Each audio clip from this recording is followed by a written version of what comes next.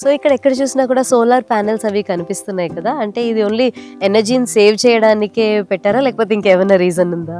యాక్చువల్గా అదే ఇక్కడ ఓపెన్ స్పేస్ ఎక్కువ ఉంది, సోలార్ ఎనర్జీ క్యాప్చర్ చేయడానికి చాలా స్పేసెస్ ఉన్నాయి.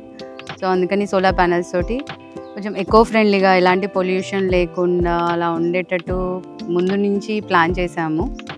అండ్ ఈచ్ అండ్ ఎవ్రీ స్టెప్లో వి సీ దట్ ఏవి కూడాను నేచర్కి హామ్ చేసేటట్టు ఉండకూడదు అనేది మేజర్గా ఇచ్చేసాం. ఇప్పుడు కన్స్ట్రక్షన్స్లో కూడా maximum we try to save the trees.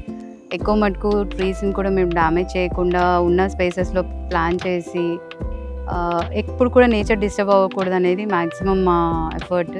So అంటే ఇక్కడున్న ఎలక్ట్రిసిటీ దీంతో సోలార్ పవర్ తోటి మొత్తం రిసార్ట్ అంతా కూడా రన్ అవుతుందా లేకపోతే మళ్ళీ other source of electricity use చేస్తున్నారు? ఎలక్ట్రిసిటీ ఉంటుంది కంపల్సరీ, కాకపోతే దానికి గ్రిడ్కి అటాచ్డే సోలార్ ఉంటుంది. సో ఆల్మోస్ట్ ఇప్పుడు 50-60% మనకి సోలార్ ఎనర్జీ నుంచి రన్ అవుతుంది.